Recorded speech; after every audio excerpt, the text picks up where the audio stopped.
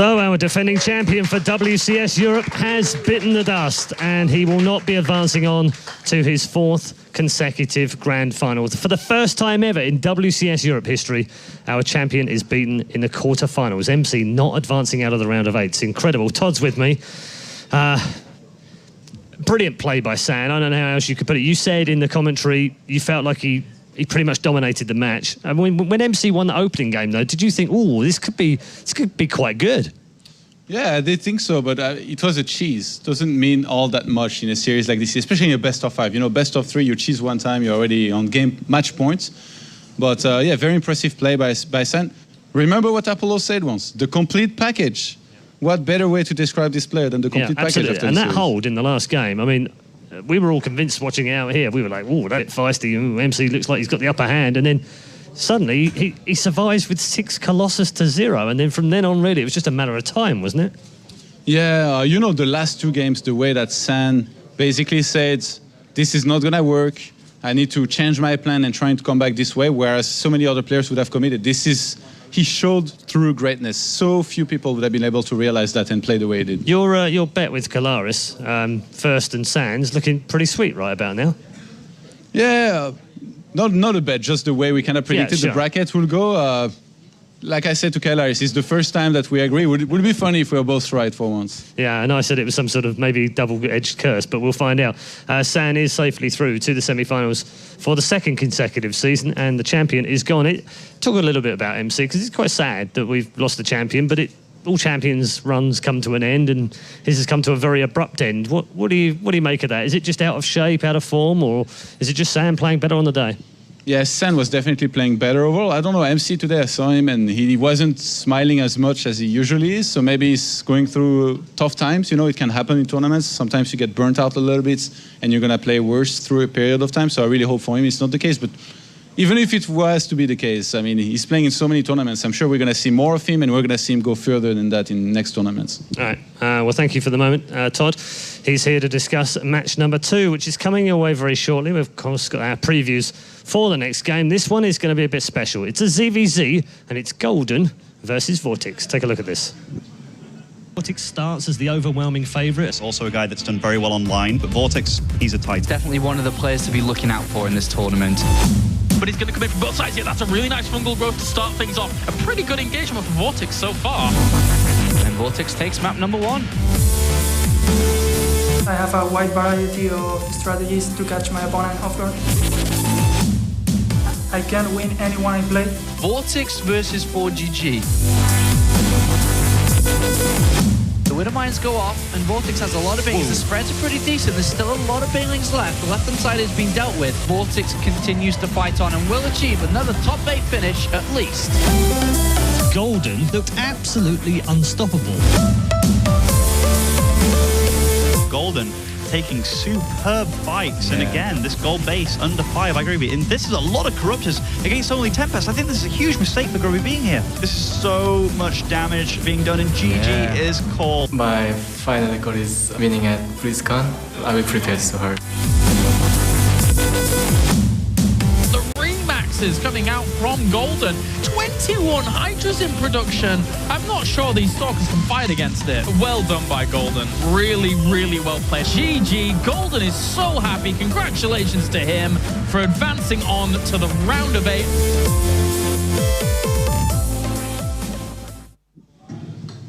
We'll start with Golden. He's quite a paradox when it comes to a player. He's a very likeable, very lovable kind of guy. He's done an awful lot in the community. We saw him do the tournament for Hyun early on in the year as well. He's always been one of those, one of the most likeable chaps, right back to the time in Slayers. I remember reading the letter that he wrote to the team when he left. It's perfect. He's, I mean, cute is one word, I suppose, but I probably shouldn't use that right now. But he's just a really likeable guy. On the other side, he hasn't really delivered. He hasn't really shown us anything. When you look back at WCS in particular, Challenger League in Korea, okay, that's no small deal. That's decent, but it's not Premier League. Went to America, couldn't qualify. Comes to Europe, and suddenly he's in the round of 8. How does he do that? Actually, I'm glad you asked that, because it was kind of what I was going to say. Like, I don't know myself. When he came to Europe, I thought, like, well, he's not really a threat, like he's one of the lower tier Koreans. He's not that good. And then as soon as he came to Europe, he started taking out names left and right. He beat Stardust in the finals of a tournament. I was like, oh my God, this guy is actually insane. And then he attends a few tournaments here and there. I kind of stomp him at DreamHack. Like, I'm not sure exactly where he's at. But in this tournament, so far, he's played pretty well. He beat Mana previously in a pretty good match. It's very hard to say how exactly he's going to play, but when he's on his A game, he's very strong. Yeah, I mean, in terms of his statistics and the way that he's played, he's always lost his opening game when he's gone through a group. So in round of 32, he lost in the opening game to MC. We've just seen MC gone out of the tournament. And then in the round of 16, he lost again in his first game to First. So he's had to do this the really hard way. He's had to come through every time, knowing that one mistake will cost him victory. And here he is. He's here. So are you saying he's going to lose the first map? Or well, that's what I'm series? saying right now. He can't afford to lose this one this time because he doesn't get a second chance. It's a little bit different, isn't it? Knockout. Yeah. The thing is, with this round here, this round of 8, the players have had a long time to prepare for this. They've had a few weeks since round of 16 was played, and I'm sure they practiced a ton for the single first matchup they're going to be playing in. So from there, if Golden was able to practice a lot of ZVZ, I feel like he's going to have a good chance against VortiX. But VortiX, he's a guy who has a lot of momentum. All right, well, we'll talk about him in just a moment. Here's Golden in a little bit more detail for you. Currently ranked 47 in WCS. He said in the video he has one goal this season, and that's to win at BlizzCon. Well, got to get there first, and he's a long way off. 31 places off right now in terms of getting there. But a good tournament this weekend would catapult him up towards the top 20. So it's not beyond the realms of possibility that he can still make it. I think, yeah, like, if you have 1,500 points or something, you're in the top 16. So he only has to win this season and the next one to qualify. Only. Sounds okay. Only has to win this season and next season, and he'll be fine. Obviously swapping his chair out there. That's a new tactic. I haven't seen that. That's even beyond you, Todd.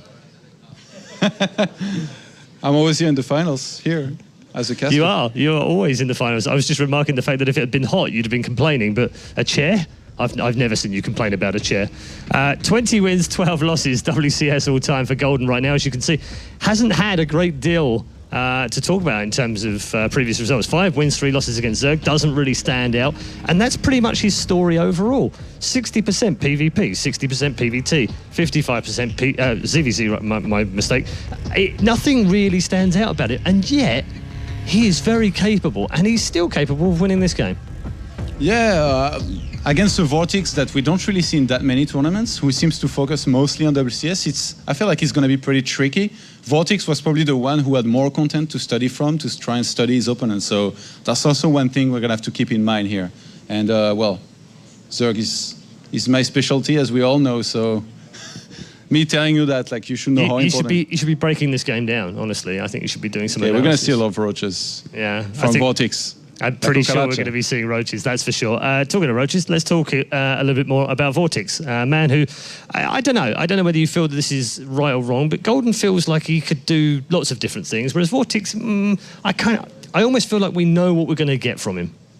Yeah, I would say, like, Golden, I feel like he's more the kind of guy that could bust some mutas here and there, whereas VortiX most of the time will do roaches. Again, I'm a ZVZ specialist, so everything I say should be taken with a grain of salt.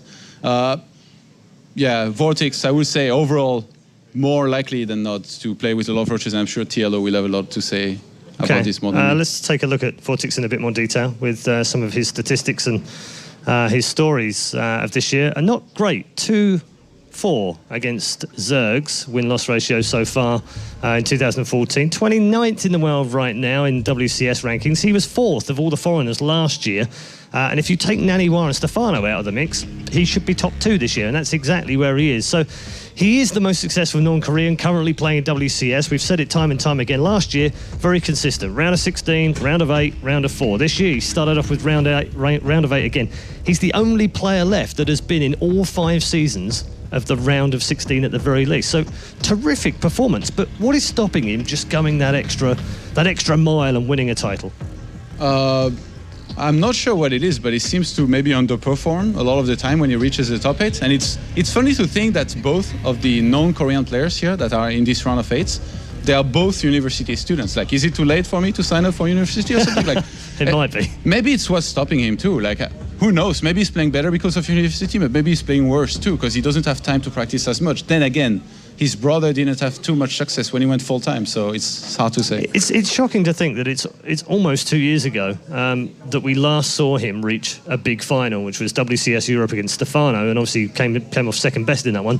Why haven't we seen that level of play from him since? What is it? I mean, you've said like it's a mixture of things, but he's switched teams. He's had a chance at Mouse Sports. They're a great team and great supporters of players when they go there. If he can't do it there, he moves on to Millennium. Great team as well in France. Very friendly. 4GG's been with them for what seems like forever. So he's had the support behind him, and I'm still unsure as to why, even with all the schoolwork involved, why he hasn't actually won a big one yet. I feel like it's just so competitive that it's very difficult to achieve like consistent results all the time. And even some of the best players out there, they struggle to post results. And VortiX did win an online tournament, Vasakas Invitational. Vasakas, That was very impressive.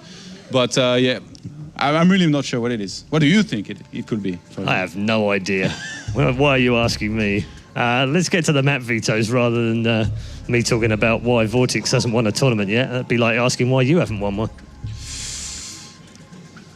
Why hasn't England made it through the group stage of World Cup? Oh, and now we're getting on to the proper stuff. How did France get on yesterday? Top.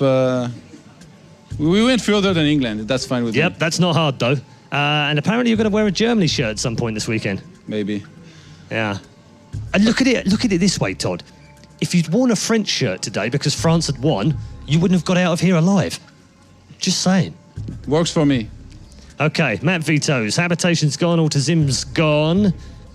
Surprised? Not surprised? Altazim, most common veto with Way Station, I think. Habitation, maybe. He's up against VortiX, a guy who likes roaches, and roaches like gold bases, or gold bases like roaches, either way. So that could make sense as well. Overgrowth offers map here. And yeah, I mean, from there, it just seems like the standard maps, except maybe Way Station, I feel like we see a lot less in general, no matter what the matchup. Like, again, I don't watch a ton of ZZ, but when I do watch it, I haven't seen Way Station. It's funny, actually. Way Station in WCS Europe this year, of the 158 maps we've played throughout the season, excluding today's map so far, 3 times? Way Station has been played 7 times, and always as a mirror. There's only once it hasn't been played as a mirror, and that was a PVT, so... And who won? Crazy. Oh, are you testing me, really? Are we going that far? Hang on. No, it's not coming up on the computer. The old brain's out of hard drive space. Probably the 10. So, predictions time. Come on, let's lay it on the line. Which one's this? Have we got genuine foreigner hope here, or is this just another clutch at straws? I mean, I'm European, I'm French, I'm going to go for the European, and I do think that VortiX will have a much better chance against Sand than Golden, even though it's going to be difficult for either of them. So VortiX all the way. Okay, well, good to hear. Let us know your thoughts via our usual social media channels, of course, and make sure you're following @StarCraft. Mention the hashtag #WCS and #ToddGermany. Definitely want that hashtag in there as well. And we will find out whether he does honour his bet with Carmack or Mark Alberts or someone at Blizzard. Probably tomorrow, maybe. But anyway, it's time to move on to more serious stuff because the second quarterfinal is moments away. Do enjoy this one. It's a ZVZ. Can the foreigners hold or can Korea make it 2-0? Let's find out with TLO and Apollo. Thank you very much, Red Eye, and welcome to the Caster's Desk. I am joined by my favorite German, Team Liquid's Zerg Dario Wunsch, Mr. TLO. How are you doing this fine German evening? I'm doing great. I'm also joined by my favorite Brit, of course. Oh, I'm glad we got that one down. Everyone else, you know, Bling, the Muslim, Red Eye, Klaus, you all heard that one. No, they definitely ranked behind. Yeah. Fantastic news. I'm here, joined with him, of course, to break down this Zerg versus Zerg between two fantastic players to find out who will go up to face against San going into the semi-finals. So, we have VortiX and, of course, Golden. You played versus Golden earlier on in this tournament, and you know VortiX and have known VortiX for a very, very long time. For VortiX, first of all, what makes VortiX? Why is he so good? Why is he that Zerg that everybody looks at as one of the best? What Snoot and I notice is that VortiX has a very big variety of build orders. Initially, for a while, we thought, oh, he's actually kind of cheesy and just doing a lot of all-ins. But then we realized that also his macro is so strong that he just mixes in the all-ins from time to time, which makes him a very scary opponent. It's always harder to play against somebody who mixes in a lot of stuff.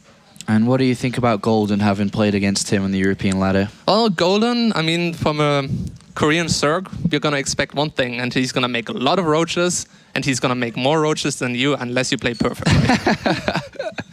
All right, well, we'll see which way this is going out. Do you have any favorites coming into this one, Tilo, between these two? It's very difficult to call, I think. I feel like both the matchups that feature a foreigner in the round of 8 are very hard to call. I would say they're both very even, at least based on the information we have at the moment. You don't know if somebody's going to have a good or a bad day. Usually the foreigners have a few more bad days. Usually is the case. For Vortex leading into this round of 8, this finals, this playoff weekend, he had a rough round of 32. If you remember back to that, he played against Tefl and went into it as the clear favorite and was meant to smash him, but he actually lost that and went down to the losers game where he had to beat Patience 2-1, and then come back in the rematch against Tefl, and that time he made no mistakes. He walked over that one and found himself in the round of 16, where he walked over that as well. 2-0 versus Harston, followed by a 2-1 versus 4GG. Found himself in first place, advancing on for his 4th consecutive top 8 finish, including within that top 8 4 times, a top 4 finish. So incredibly consistent. He is the most consistent non-Korean that plays within the World Championship Series. But then you've got, on the other hand, Golden, a player, as Red Eye did mention, dropped series here and there, but he did drop them to 2 very good players. MC in the round of 32 to then play against yourself, which we'll tap into that knowledge shortly.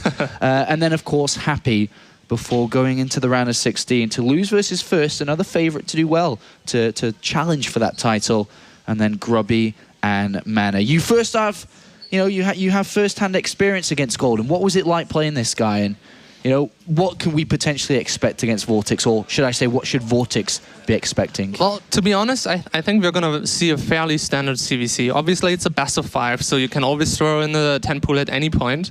But I would be very surprised to see not the majority of the games to be played by 15 pools, at least by VortiX.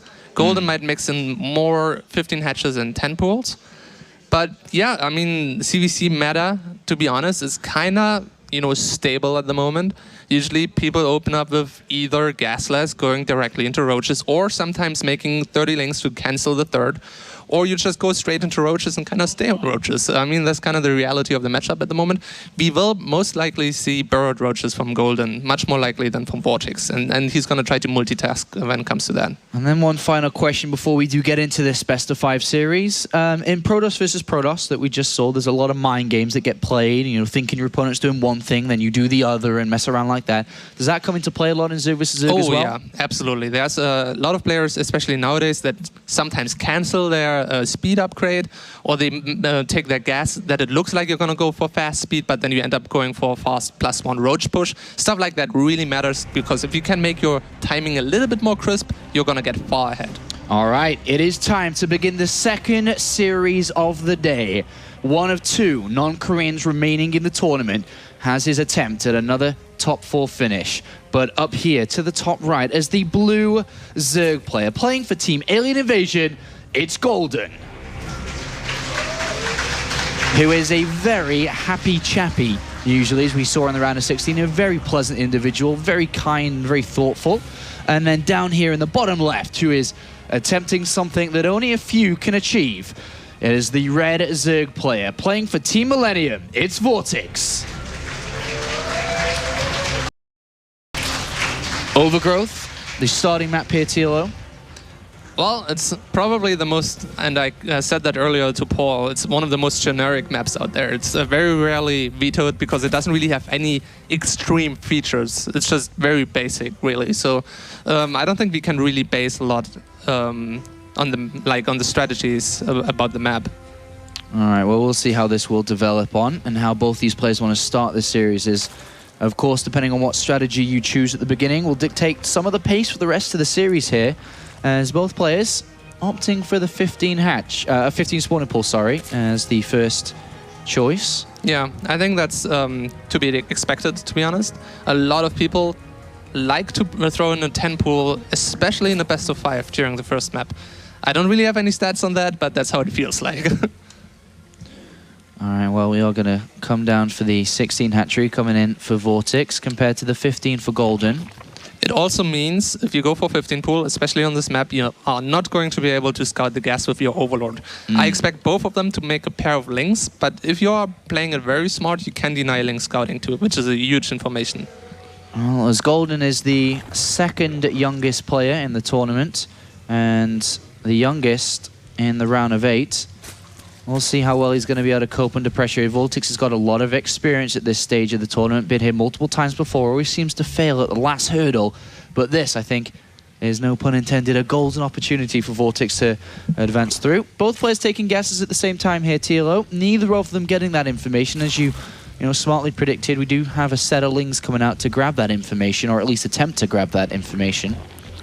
Vortex Lings are actually a little bit late. Now he can make a decision to just stay home on his ramp, deny the opponent's link from coming in, but then he doesn't get any information. So it looks more like he's just going to run out and try to get in himself. But if you could put a drone on the ramp right now. Some people like to do this, others do not. Vortex is sitting on the ramp. And he's bringing one drone, Tilo. Just a single one. Is it going to stop? Oh, that's smart. He's hiding it so the links don't see it initially. He wants the links to try to get up, but now I think they just will get in.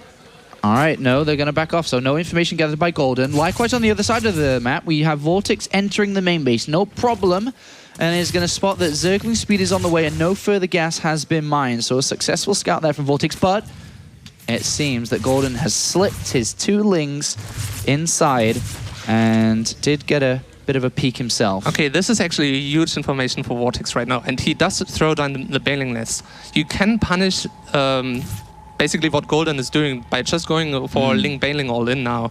Golden spots this TLO. What's his reaction to this, knowing that Vortex is trying to capitalize? He's getting a spine, and he's probably gonna try to get map control with his links. He has more minerals because he's not mining gas. So what he needs to stop now is a lot of links amassing in front of his base and stopping the bailings from morphing. But we have the cancellation on the bailing nest. And there's those little mind games that we thought we may see come through here.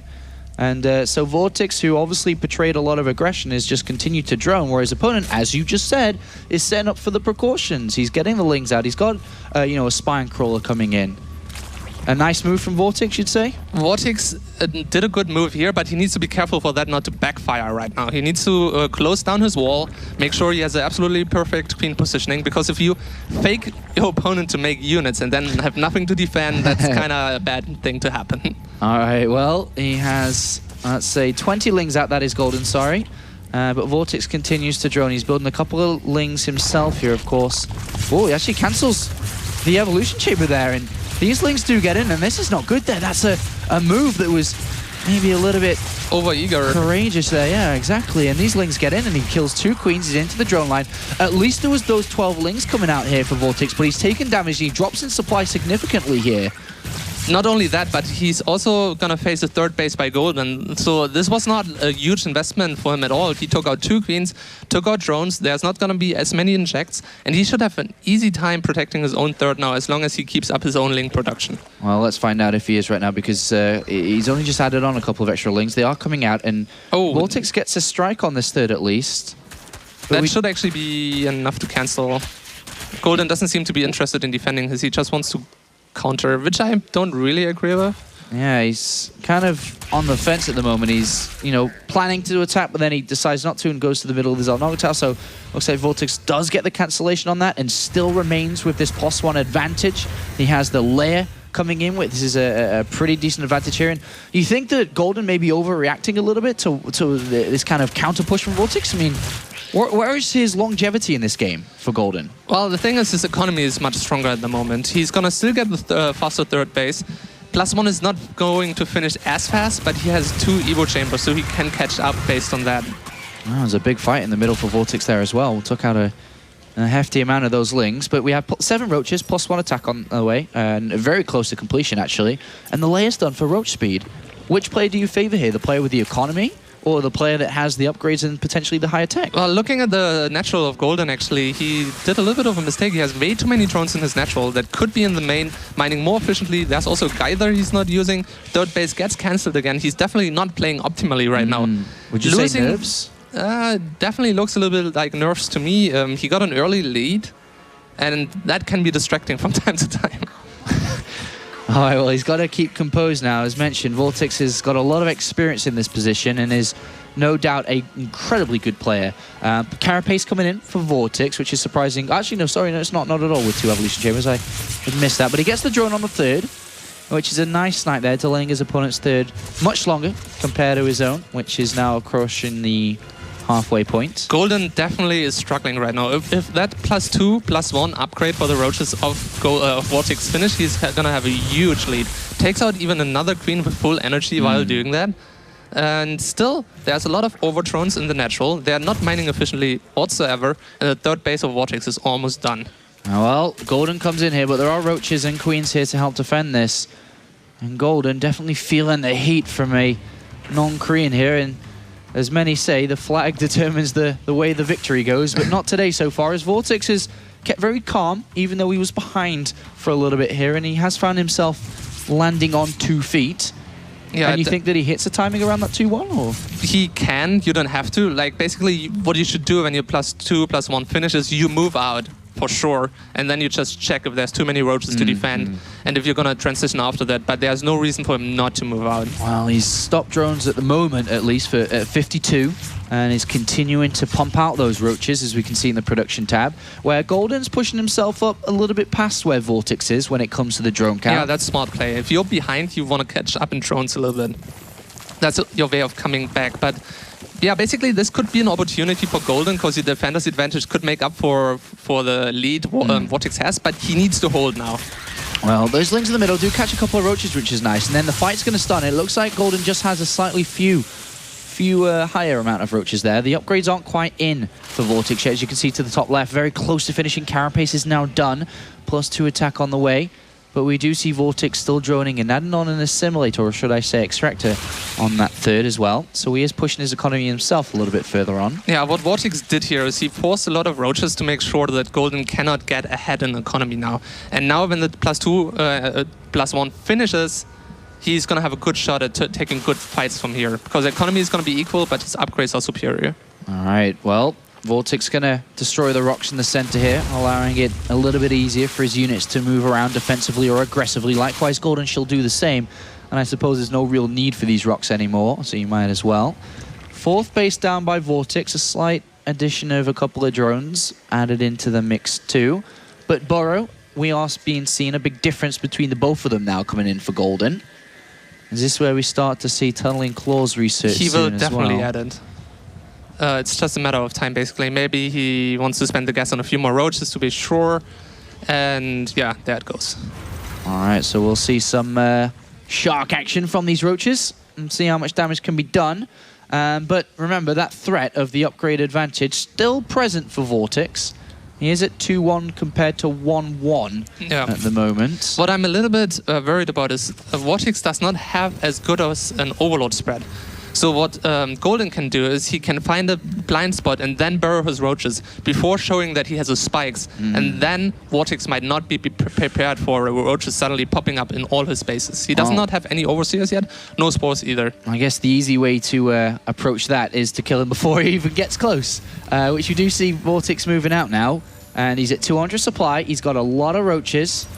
He's got that upgrade advantage for the next 30 seconds or so, and will even extend that further when his +2 carapace finishes. He sees where the army is, or should I say isn't, and he marches up towards this Golden. 5 Roaches in the natural of Vortex at the same time, though. He will snipe the 3rd, but needs to make sure not to lose too many drones now. Yeah, that's a nice counter there by Golden, and it will pull the focus of Vortex 2 away. down. And a couple of drones as well, and that's a nice move from Golden. Queens are really important right now, because you're starting to bank a lot of money. And if you don't have the lava to spend it, you might get in trouble. Oh, Vortex was ready to take that done. fight there. The spikes are done. Let's see how effectful this can be. And Vortex has been reduced to 10 less drones than Golden at this point, so there's no more pressure on him. Let's find out how this is going to shape up now. Here's some Roaches on the right-hand side. And it seems like Roaches on the natural here. And Vortex taking a couple of jabs at the back here, and here's the Burrow movement. And this may not be dealt with properly.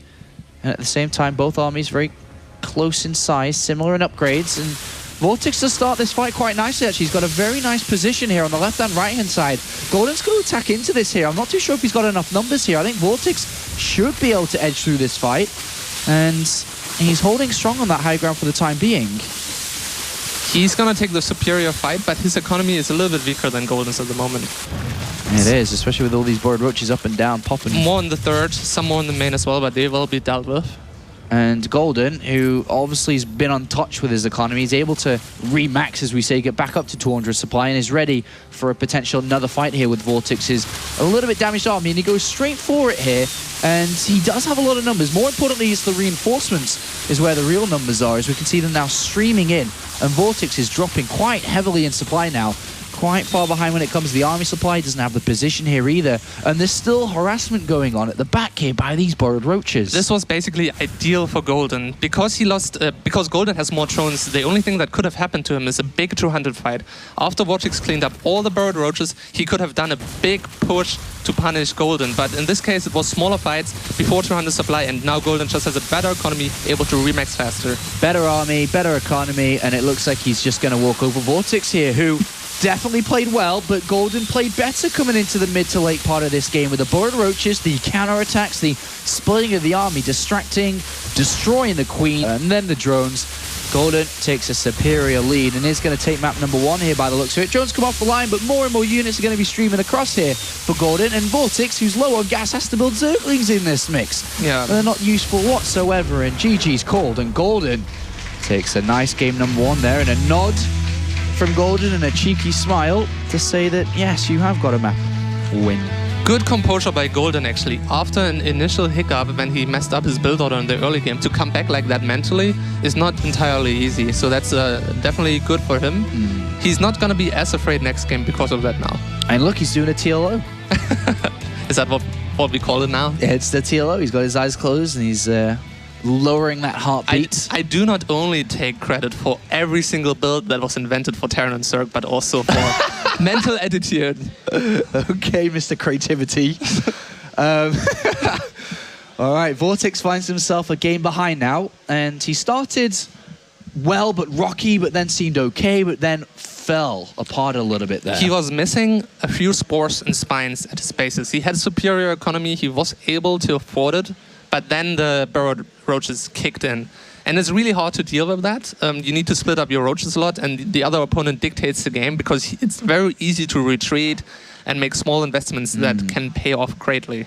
So coming into, a best of 5, coming into, 2 weeks worth of potential practice coming into this day, do you think Vortex would have really focused on Zerg vs Zerg at all? You think he's that type of player? Would he have just done his own thing, or? Considering that he does not play a lot of other events, I would think he would have done that.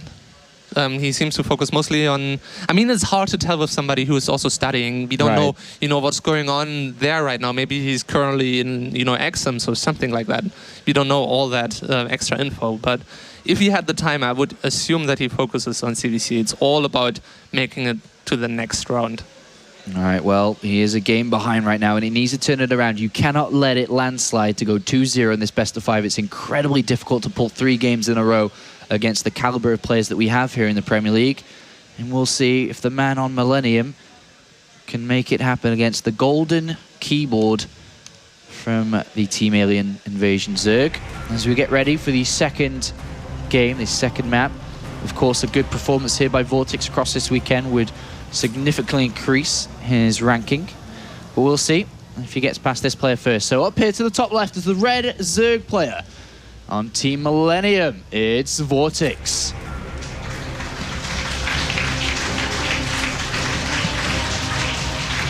And he shall attempt a second try against the player from Team Alien Invasion, the blue Zerg. It's Golden.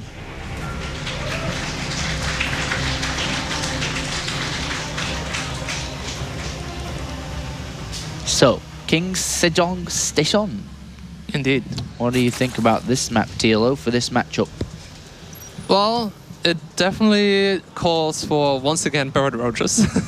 You do have those destructible rocks at your natural that are very easy to take out at some point. And moving across the map with a non-roach army that would be superior in a straight-up fight is extremely difficult because there are so many angles that small roach forces or even your bigger force that going for a base trade can catch you off guard. So I would be very surprised to see anything but roaches for a while until we progress into the later stages of the game. Well, Golden, after his game #1 victory and the identification of that, Vortex usually is the player who plays quite safe, I'd like to think, from the games that I've at least played with him. Definitely. You know, Golden is gone up towards a hatchery first here. Is slightly concerned as well. He's going to rush out a spawning pool straight after that on 14 supply. But he gets, you know, the hatch down versus the spawning pool first from Vortex. Yeah, especially on King Sejong Station, you can do that actually. And I don't like the 15 pool here on this map as much because it takes so long for Lings and Banelings to get to your side of the map that you can even hold a 10 pool, 10 Baneling nest on King Sejong Station if you micro very well, which you cannot do on most other maps. It's just a very big map. Well, Vortex saying he'd rather be safe than sorry completely. Faster speed. Yeah, so yeah, gas coming in here, so we will have that option for potential aggression. But can he get close? He should be able to get in there to see the gases, right? On this map? He does, yeah. Okay, you can just fly straight through, and then Golden did him the favor of also putting the pool. Oh, he's gonna make a spore. Oh, TLO! Very TLO, this clever. is something you would do. Oh, you give me too much credit, Sean. This is something you would do. Yeah, I would. So creative. You make me blush, Sean. I have done that and failed, by the way, but I think this is gonna work. All right. Oh, he's turned back. Lucky. He sees the gases and turned immediately back. Is he gonna get out though? Hide! I think the spore is gonna kill it. They do so much damage. He did not bird in the perfect spot. Try, fear, form, poof! You see my German skills, mate? Good job. Thank you. And he kills the Overlord. It's at the same time, I wonder if it's really worth it.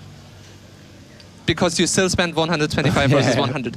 And on smaller maps, you can do a little bit more as a follow-up. But now the only thing he really stopped is that Overlord from having any info. But now that pool definitely is not detected, and he can make a speed upgrade. And maybe Vortex is counting on a gasless game now. Right. But at the same time, he also knows he made that spore, which is not necessarily cost efficient by itself. So maybe he thinks to himself, there could be something coming after that. Oh, he's got some plans with this spore crawler. Well, that's I think that's more of scare tactics. I'm gonna get you. Oh, what I would like about that, if he would hide that kind of close, but not really commit to it in case your opponent goes mute us. Mr. Creative. All right, so the Spore Crawler's on a mission. We'll find out what the mission is later. We'll come back to that one. But for the time being, Vortex on his gasless, or at least Zergling speed into gasless play, is going to be heading up towards that faster third with the extra minerals that he has on his side. And it looks like Vortex is going to see the Spore Crawler and probably wonder what the hell that's about. Lings are out, though. Zergling speed is done. Much He's ignoring faster it than for Golden. now. He just wants to get the scouting information, obviously. That's more important than killing a random Spore Crawler on the map. Well, I'd get the Spore Crawler, and I think a lot of people at home would get the Spore Crawler too. 3 Queens, Evolution Chamber and Roach Run, complete wall off here for Golden. Vortex needs to be very careful now, not to want to get too far ahead based on the fact that his opponent has had no early gas and no map control. Because if Golden banks up a lot of Zerglings now, he might be able to punish. Well, 18 Lings from Golden. Is that Spore Crawler actually going to scout? Is it actually going to get it over? Imagine that. No, it's too far away. Yeah. 18 Lings, Dario. 18 Lings still in the production tab for Golden. No layer, no scouting info for Vortex right now. He's droning. He has the Roach Warren. He has obviously +1 attack the longer this game goes, but here come the Lings. Vortex is distracted also by the Spore Crawler. Those Lings are, well, he could have killed those Lings, but I think his third is dead. Yeah, it's dead. There's only 3 roaches in production and no additional Lings. That Evolution Chamber is a little bit weak on that left-hand side. He's not going to go for it. He's just going to get the hatchery, and this is a big win here. Roaches are trying to be built here, but it's not. This hatchery is gone, surely. Yeah, there's no way he can stop it. Roaches are far too slow. Is this worth it though? Yeah, it is. For getting the hatch despite, you know, falling a little bit behind in some other areas? You have to keep in mind that those Lings are still alive, and that makes it very hard for the other player to move out in anytime in the next 4 or 5 minutes, which means you can drone pretty heavily. You only need to make sure you don't commit too far to economy now. But if Vortex gets to cancel that, he would have been much more cost efficient, and I think he will. Yeah, he's going to. That's a nice counterplay there. He's going to get the cancel. Yeah, well done by Vortex. For much less links. Yeah, well done Vortex there. And he's going to get a scout too. He's going to go inside and have a look what's going on when it comes to the drone count, the gas count, maybe inside and get the layer. Again, Golden is over-droning his natural. Yes, he is. It would be much better to have 20 drones in your main and in your natural rather than 28. That's even 4 too many. Like, they literally do nothing but stand around. Oh, good. Links are going to kill some. Optimistic Mr. TLO.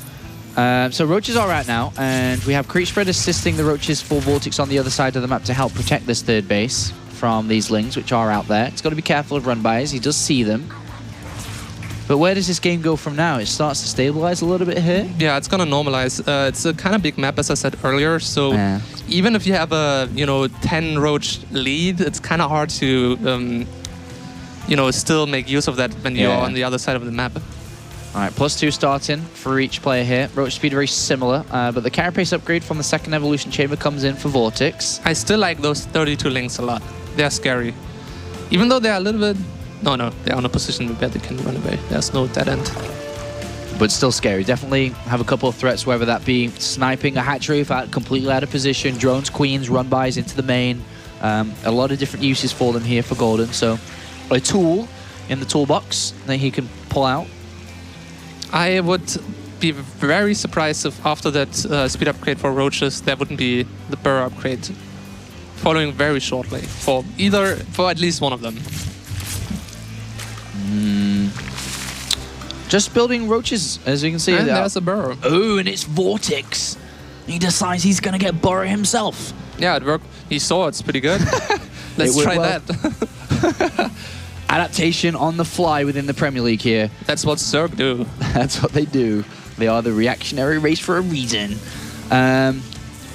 Okay, so we see Golden edging out a little bit when it comes to the drones, but not by a major amount at the moment. Very, very similar in overall supply here. And we see that tunneling claws upgrade being researched as well for Vortex. So he is going to give what Golden had a go in that last game.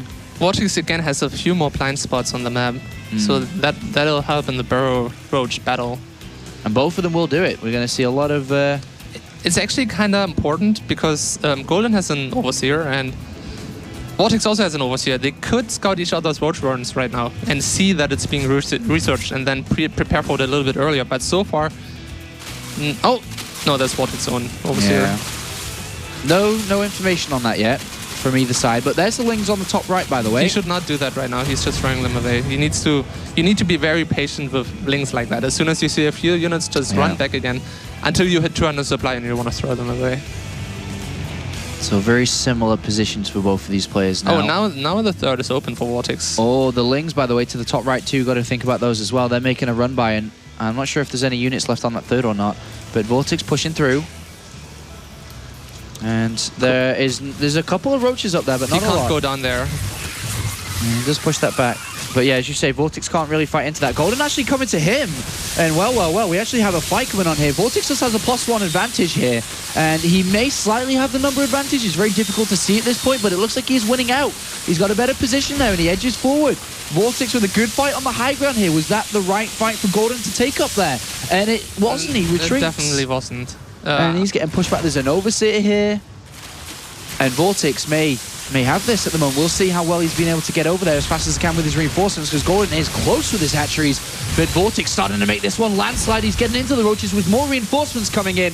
And well, look at the supply as Vortex is up by 40-50 supply. And he's got that landslide. He's got that snowball effect into play as he's got the superior number. GG. And that's how fast it can go in a CVC. Make one bad decision about a roach fight, and you go home.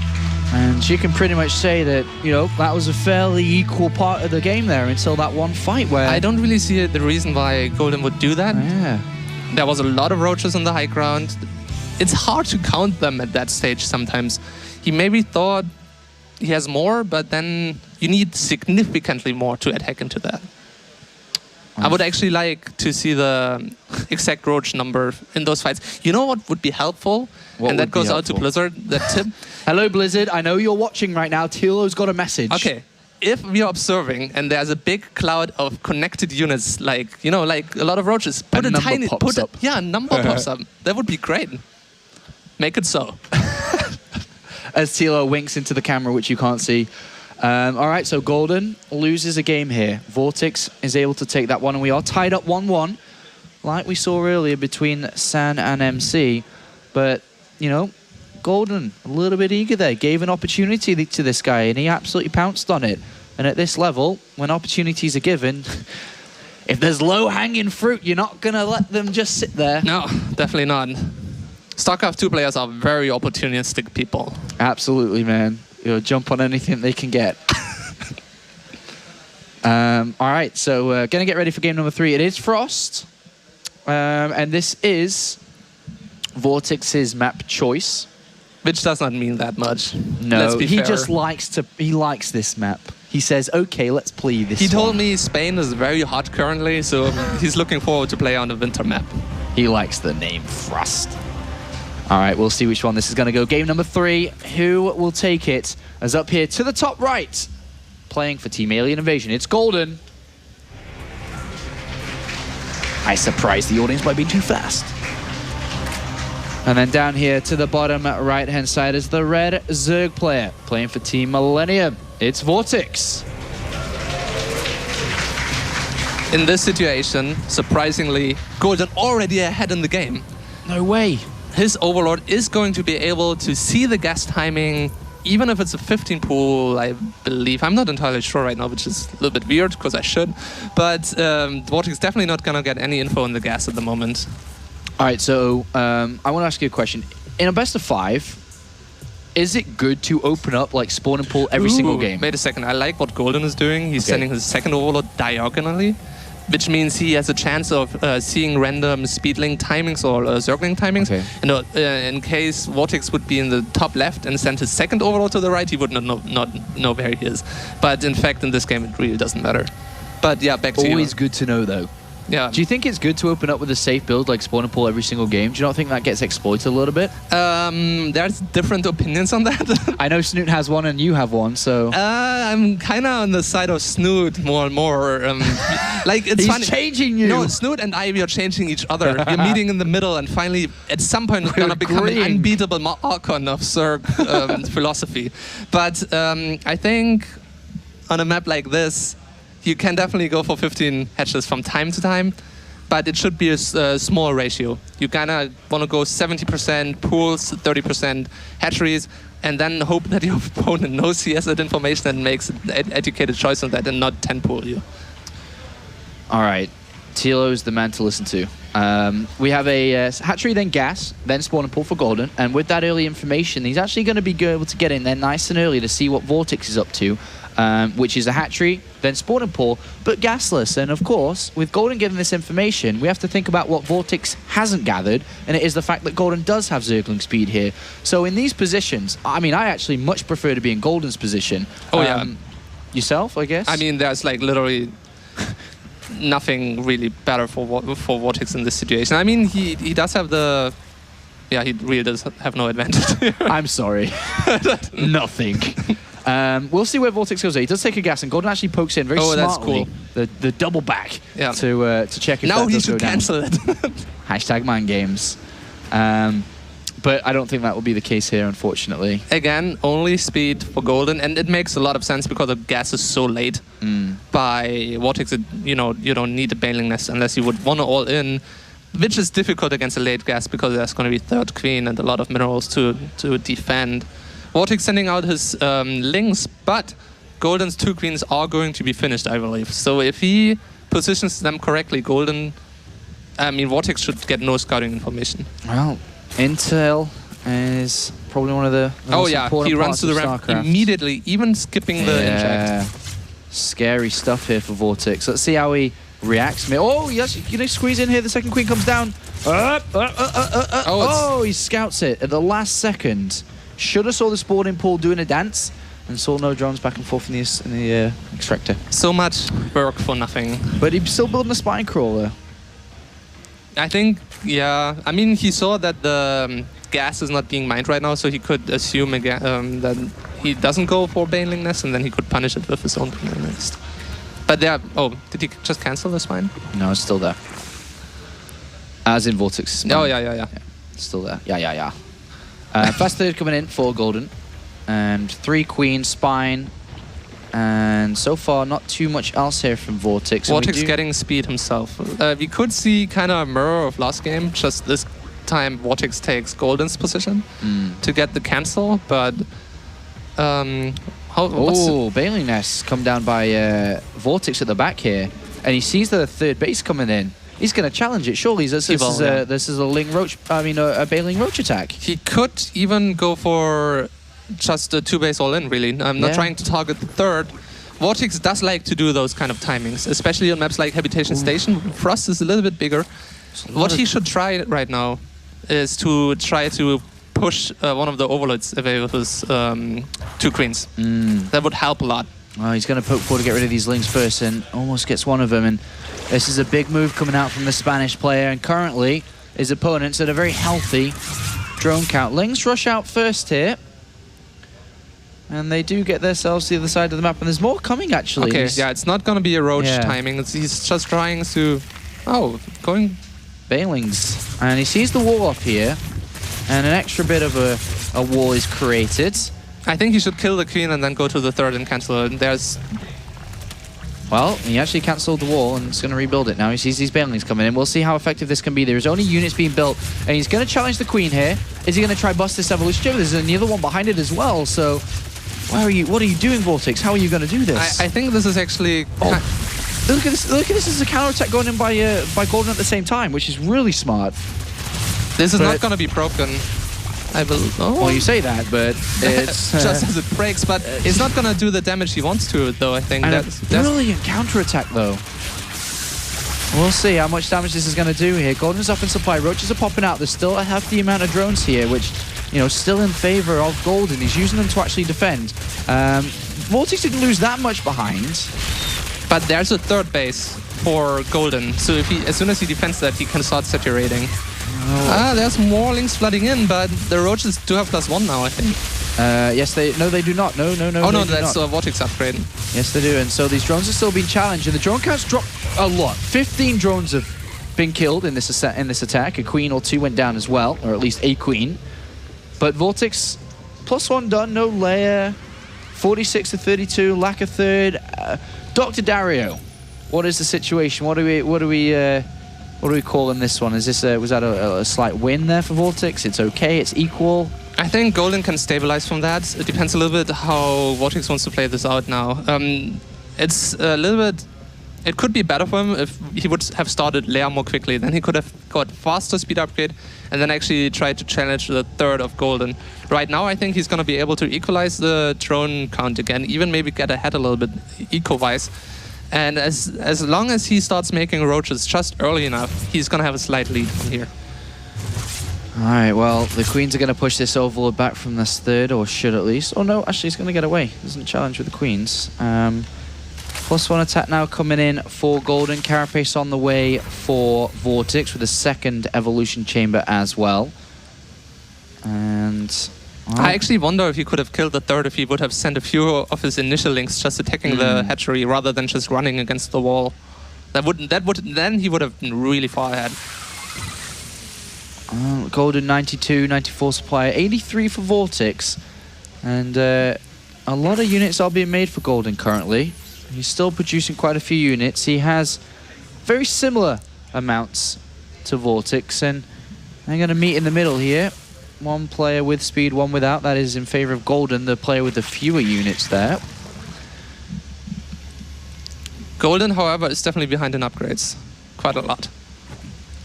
Yeah, you see that 2-1 coming in, or at least 1-1 in a second. And both players kind of doing a bit of droning, a bit of unit production. Main. How did they get in there? I'm not too sure, but didn't really do too much a drone kill potentially, but that's about it. Overseer had a look on the natural there, VortiX, and did see that single evolution chamber, second one not really being used, so you might be able to identify that kind of lead he's got. He's got Tunneling Claws on the way on Burrow, that is VortiX. Yeah. Macro Hatchery in the main of Golden. And staying on only 4 gas. What do you think's going through each of these players' mind? I mean, VortiX is still having a look around with this Overseer. What is he seeing? What is he thinking? He's got the Nova Lord on the 3rd as well, seeing the gas is now being taken. Well, both of them are thinking better keep making roaches. Yeah, they both seem to be doing that currently. You think VortiX has a plan with this 2-2? Okay, Golden already preparing this time for the Burrow. Getting the Spine at the 3rd. There's going to be a Spore potentially too. And pushing out, but he will not be able to do anything from here really. If Frost plays out very defensively in CVC in situations like that. Oh, a nice use of the Contaminate there on the Overseer. Yeah, that's really nice to start catching up a little bit. Yeah, he just stops the Carapace upgrade though. He doesn't actually get the one with the +2 attack, which is racing ahead for VortiX. Yeah, now it's just lining. Well, no, I think it's better to get the upgrade that is later, because else they're just going to line up. Aha! Touche! And he gets the Evolution Chamber as well. Both players still building roaches. This is Zerg versus Zerg. We'll use the word roach a lot. Try casting a Zerg versus Zerg without using the word roach. It's okay, I'm going to call it a butterfly. The butterflies are moving down. Can we just use synonyms? All right, so here comes the worms of Golden as they come down here. And these are the glow worms from VortiX. Vortex could hit a really nice +1, +1, +2, +1 timing against only +1. 3 or 4 roaches break from the pack, and they're going to go down towards that 3rd. As you saw in the first game, they did absolutely devastating types of damage here into these bases, killing queens, drones, and whatever. But as we see, +2 is completed for VortiX. He's marching up forward here. Does he have a? He doesn't have a good position. I'm not sure if he has the same amount of roaches or not. He doesn't have the numbers. Oh, he doesn't have the numbers. Did Blizzard implement that addition already? He definitely didn't have the position, though, that was for sure. He definitely had that. And he does back off, which allows Golden an opportunity to get towards that +2 attack of his own. Yeah. I actually prefer on this map if somebody would start going into Infestors a little bit more quickly here. Get your 6 gas. Don't start making Infestors before you're almost about to hit 200 supply. Go 190, then add 5 Infestors. Because it's just, even if you're ahead quite significantly, you just can never really make anything happen here. 2 roaches enter the main base, followed by 3 of VortiX. You've got to be careful about that. They will pop at the back. And at the same time, Golden did threaten the 3rd, or at least the center of this map with his main army, which was greeted again. Vortex is still going to have a huge upgrade lead after that +2 finishes for Golden still, because he's got the +2 armor, and that's quite significant. That's basically negating one of the attack upgrades entirely. Yeah, that is nice for VortiX. Hopefully that can edge out for him in the fight and assist. He does cancel or force the cancel on his opponent's 4th or getting his own. He's looking for a position around this right-hand side here, and he's going to take this fight. That's a very good position for VortiX. Very good here, and he's going to go straight for it, and he has that upgrade advantage right now, that +2 armor. And there's, as you can see, only +1 armor on the way. It's 2-2 versus 2-0. A massive lead here for VortiX. He goes slamming through here. And with the reinforcements coming through, a lot of them. 41 for Golden, 35. But at this point is when it starts to landslide like the previous time, is the amount of roaches for Golden are too low. And let's see if he's going to be able to hold on to this 3rd base here. He's starting to lose quite a few of these roaches. Those not even fighting as they pop out. But look at this, a large map. Where are VortiX's units? Nowhere to be found. But fortunately for him, a lot of the units popped out from Golden on that 3rd. And they were killed immediately. But as you said before, just like King Sejong Station, reinforcements take a hell of a long time to get over there. And it is Golden that does get that army out faster. Indeed, but VortiX still took a good fight. I mean, they both depleted their army, and now VortiX is a little bit more ahead in resources and still has an upgrade lead for quite some time. Also has a 4th base up already. Yeah. Needs to be a little bit careful about those single roaches that are starting to pop up in his bases again. So which player is going to take a lead in this series to go up I don't think he should take that fight. VortiX is going to take it anyway, whether we like it or not. No, it's good. I like it now. He spreads out, he's got good upgrades, he's got good numbers, he's still at that +2 armor upgrade advantage, and he goes for it. And by the looks of it, Golden is dropping fast in supply, and with the reinforcements coming in, Vortex is looking like he can do this. He pulls back on the right-hand side because of that spine to take another fight. And he goes in again towards these roaches. The reinforcements coming in for Vortex from behind. And it looks like this Roach versus Roach game, this Roach versus Roach series, it looks like it's about to take a good swing in favor of the Spaniard as he goes to the high ground now. No advantage in the position for Golden. And Vortex is slamming on with the aggression. The safety spike roll coming in, but probably not going to help here for Golden as the Roaches have breached the main, or are breaching the natural, soon to be the main. And Vortex, slowly but surely, with the drones being pulled off, is going to take map number 3 here to go up 2-1. GG. And he takes a lead in this series after losing the first one of the day. It's really funny. I have seen this scenario play out so many times with Vortex in a game. To take a fight at the third base on Frost, and he always gets the better, superior position on that. He has done that in so many televised matches that people should really start preparing better for that. He does enjoy that position, and this guy is feeling the heat, sweating, feeling the pressure. He now has to win the next 2 games in a row. As a professional yourself, TLO, when you are faced with the fact of, I have to win 2 in a row, I have to win 3 in a row, when you're just faced with the I have to win X amount. I don't have to do anything. You don't. No, you just have to make sure you commentate this game well. But these players are, you know, life and death scenario here. But when you are facing that scenario, we saw a fantastic performance from you earlier on the year in the Intel Extreme Masters Sao Paulo when you were, I have to do this. How does that feel? I mean, for Golden right now, when he has to win the next 2, does that something that plays? It depends so much on the individual and even the daily mood. Sometimes you have that feeling of, sometimes you go into a match like that and you feel so much pressure and then you crumble under that. Yeah. But sometimes you just don't care at all. So it's really hard to call depending on the person and how they feel right now. I would definitely say that usually Koreans are better at keeping their composure than foreigners. But because I think a lot of people identify themselves too much as foreigner and you know, listening to going full foreigner and stuff like that. So there's more mental pressure on. Well, let's see if he can hold on and not fall victim to the pressure here as the player to the top right of Merry-Go-Round, our 4th map here, playing for Team Alien Invasion. It's Golden. See if he can keep in this series. And down here, looking to ramp on that pressure as the red Zerg player playing for Team Millennium. It's VortiX. And with a 9.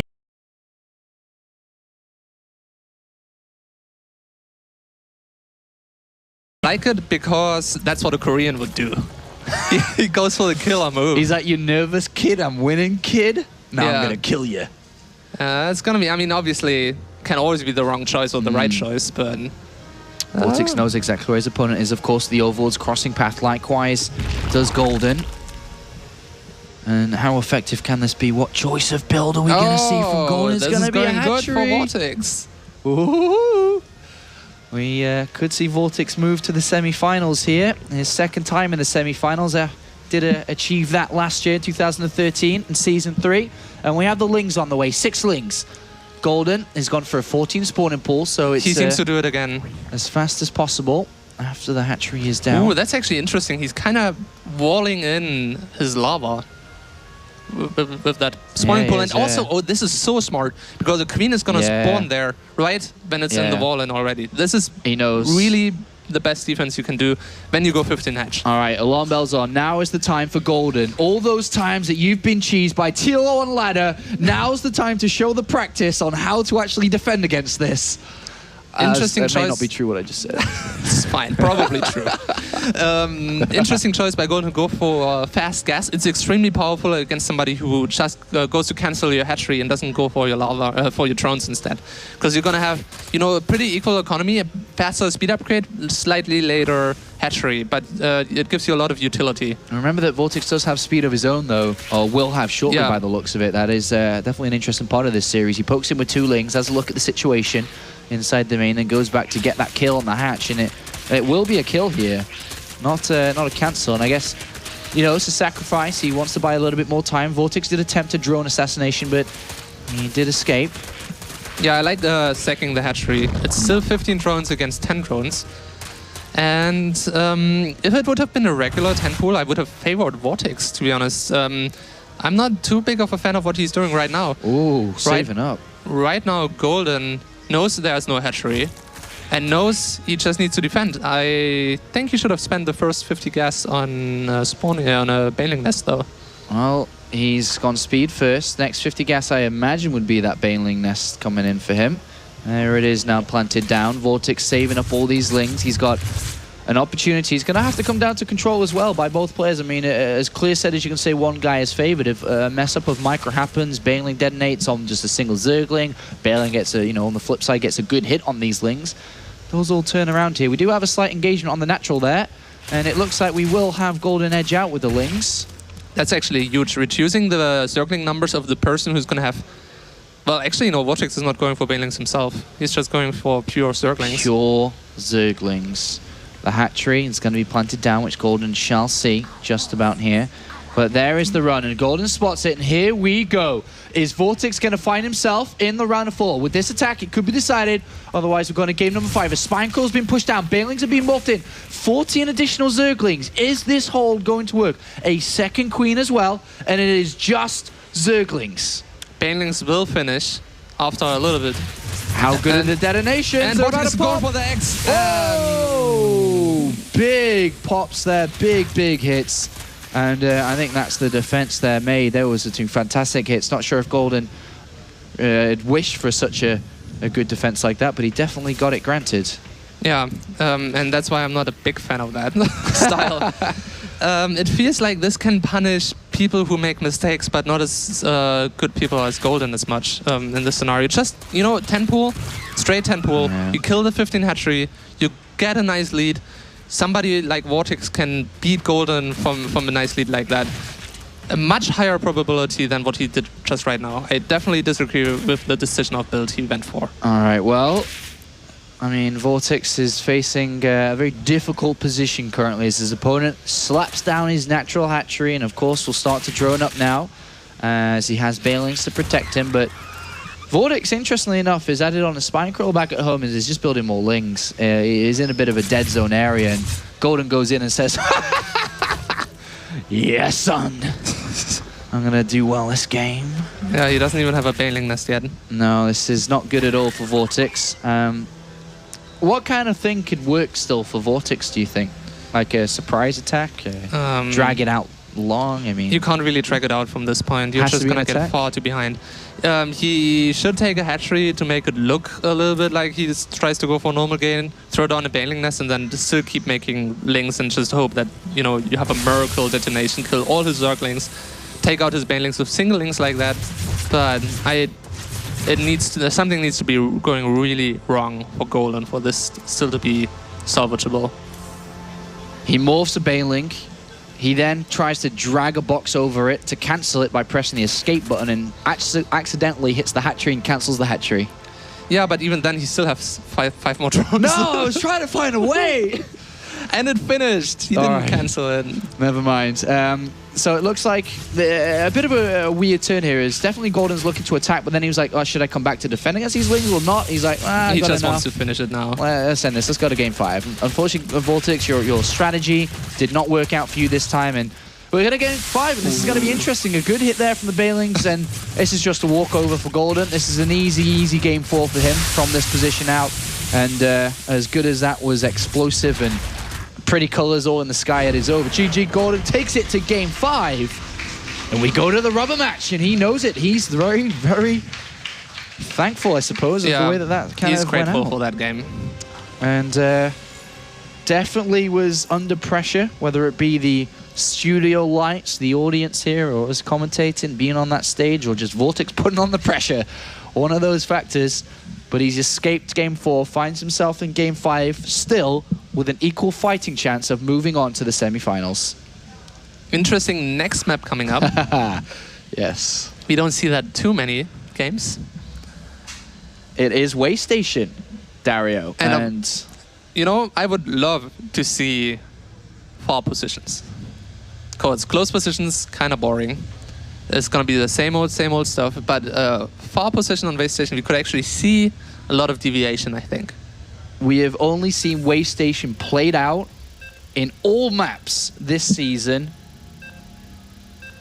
6 times, Dario. 7 times, Dario. Did we have a 7 CBC times. on it? We've had 1, and I don't know what that one was. Well, but we've had 1, probably in the round of 32. No, Stefano Nuccio. Woohoo! I'm on fire. Nailed it. I nailed it. All right, game 5. It is time to decide which player moves on to the semifinals to face off against one of the best product players we have in SAN, is down here in the close positions on Waste Station. As the red Zerg player playing for Team Millennium, it's VortiX. Come on, another 10 pool. That would be good. And up here, playing for Team Alien Invasion, still in with a shot at the semis. As the blue Zerg player, it's Golden. All right, first of all, close positions versus the faraway positions in Zerg versus Zerg. Talk to me. Okay, close position. Okay, let's talk about far positions first. Right. The Roach style is much more delayed on far positions. It's much more about Ling-Baneling fights, trying to get ahead, cancelling the opponent's third, trying to force your opponent to lose more links against your Banelings, and then you're going to transition sometimes into Mutas, but most of the time still back into a more standard Roach, maybe Infestor style. On close positions, much more conservative. You're still going to potentially have Ling-Baneling battles that are going to be very tight. You don't have a lot of defender's advantage because bases are very close, but usually transition also into Roaches. And very much of the time you're going to have a Roach Baneling fight, actually. It's almost impossible to transition into anything but Roaches and Banelings because it's so close you don't have any advantage as a defenders. And the third bases also don't really provide a choke point. Well, interesting enough, the 2 build orders just kind of, they just scream Waste Station to me. VortiX goes 14 spawn and pull, not 15, then 15 hatchery, whereas Golden on the other side, I think, went 15 spawn and pull, followed by 15 gas. Like, both of these builds, we just don't really see that often, but because of the way that, as you described, close positions, aggression high likely, both these players kind of conservative, but at the same time, Golden has that opportunity of being slightly aggressive here with this earlier gas, which is not going to be spotted unless somehow VortiX gets, lings in from that early spawning pool. Yeah, so Golden could be doing 2 different things right now. Either that was a pure safety fast gas to make sure he doesn't die to a Ling-Baneling attack, or he goes for extremely fast speed upgrade, stops droning at around 18 and just keeps making lings. And looks much more like the Mass Ling variant, because else he would definitely want to get a Baneling nest. Yeah, and he's he's hiding the lings. He's already stopped droning. 4 lings out, and that's the ones that are hidden, and then you've got the 2 at the back here. But he needs to make sure to block the ramp with a drone now, and that's what he's doing. Oh, you sneaky little Golden boy. 4 additional lings. VortiX does have gas of his own, but this is going to be a big surprise here. He doesn't get in the main base, and he's not going to find out about this very easily. And because of the short distance between us, it's a very explosive map is the best way to describe it, and it's the best way to describe Golden's strategy right now. Is VortiX going to read into it? Is he just going to completely... He gets a ling in. He gets a ling in. Is he going to say... A ling comes across. Oh, he's trying to make her around. Oh, and he sees the links. He sees links hidden at the back, and that's a really, really big scout. He immediately puts down the Baneling nest. And how important was that scout, TLO? This was literally the most important thing that's going to happen in this game. If he just starts making his own links now, there's a potential for him to hold. But he's still going to not have the easiest time. It's 20 drones for VortiX, 13 for Golden. All he needs to do is hold. The Baneling nest is on its way now. He's pulling his drones away from his natural. What happens if the natural's just killed? And then it kind of moves on from that. Is that a win for Golden? That's a win for Golden, usually. It depends how the counterattack is going to look like. But VortiX is actually being pretty bold, moving down there. He needs to be very careful right now. All right. I think he's going to lose the hatchery. The Banelings are not going to finish in time. He's trying to buy some time. He's trying to wrap around here. VortiX is trying to defend. He's actually taking a fight here. And I'm not too sure how well this is going to go for him. Drones are added in the mix, and it looks like the Lings are holding out. He tries to make the wall, but it's not going to complete. And Golden gets a wraparound on the Queen. And VortiX, who gets that Baneling nest but doesn't use it, is in a very, very difficult position right now. He's equal on drones. He's still got that hatchery, but he just needs to keep on holding. There are more Lings on the way. The 2 Baneling nests are on the way. Those Queens so incredibly important with the transfuses, the block potential, just the tanking damage, but they've been used up already. But let's see if he can continue on with this hold. The Zergling speed is done. He's a little bit behind in supply. Banelings are being morphed, though. Golden gets his own spine crawler. He knows he needs to hold now. He's not going to have a Baneling last for quite some time. Also only has a single queen, which helped tremendously against the Baneling attack. And Vortex could turn this around with a counter attack. All right, we'll see if this is going to work there. But the Banelings get cancelled. I don't think he Golden should have jumps done that. onto it. And the Two game more goes Banelings on. coming. Both of them are on the same economy. One player with queen, one without. And there's actually 4 links inside the main base here, which there's nothing to defend currently. He needs to control that Baneling perfectly now. Uh-oh. The spine needs to target it down. All right, well, it only kills 2 Counter-attack by links Golden. anyway. And the counter-attack coming in. What a furious game here, but we see which player's in the lead currently, and that is Golden when it comes to the unit count here. But the Banelings are everything on this right-hand side of the map. There's 2 Banelings to defend against all the links back at home. Both sides of the map, very important. And, well, the 2 Banelings defend well, but on the other side here, a Spine Claw is trying to be built. I don't even know which way this is going, He Tilo. needs to make sure not to use the Banelings on any drones right now. 2 Banelings are alive. He's trying to go for the spine. Ling's coming in to get rid of the Banelings. One's gone. Second alive. Surely this has to favor Golden currently. I mean, 24 against 7 supply. Yeah. I don't think this is going to be enough. There's only 1 Baneling left alive. It would literally need to explode on everything. And it's gone, and it's gone. And unfortunately, Vortex, again, another season, another top 8 finish. So close, but so far he is out without any hatcheries. And Golden is just slyly edging through in this series as he's 13 supply to 5, and the numbers just say it all here with the superior count of Zerglings, 25 to We don't 10. see that a lot of times in CVC. And Vortex is taking this one to heart here. He knows that he's pretty much dead. He's just kind of taking it in, and he knows he's been eliminated again. So close, and Wait a second. He's morphing a single Baneling. There's no drones for either of them. I guess if there's this magical hit Baneling, that's the only capable thing, right? Yeah. The only magical Baneling before his structures were eliminated, by the way. He was trying to lure him into it, but I think he's even going to get the Baneling less before... Yeah, he's going to be eliminated before the Baneling could even try. He's going to try and get in there. But with the Baneling nest being targeted, it's not yet. The Baneling's coming in. But surely Golden's gonna split. Oh, yeah, he kind of splits there. And the number's 11 to 4, and still in favor. The magical Baneling not enough. GG, well played. Golden is through. Oh, and he's happy. He is so happy. Top 8, throws off the headset, and he goes over to Vortex. And Golden finds himself in the semi-finals here in the WCS Europe Premier League. Vortex must be upset there. You can see him shaking his head, especially he was up 2 games to 1 that 4th game on merry-go-round into this one.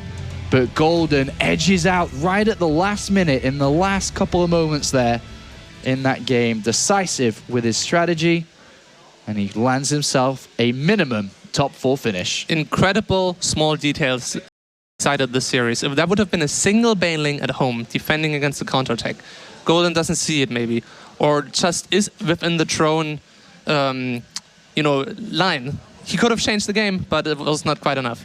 Yeah, not quite enough, unfortunately, there for him. But a good performance yet again by Vortex in this season, and all lights away from Golden for a second. It now, for all the non-Koreans, hope lies onto Welmu, which is going to be our next series coming up here. He will tackle 4GG as the last remaining non-Korean to attempt a round of 4 finish here. Welmu has the weight of his world on the shoulders now as Vortex has failed to move on, but it is Golden who is the golden boy of the moment here with a massive victory over Vortex. I think a lot of people thought the Vortex would be able to edge through, but Golden, from 2 wins to 1 loss down, comes back to win those 2 games in a row to advance to the semi-finals. Red Eye, take it away.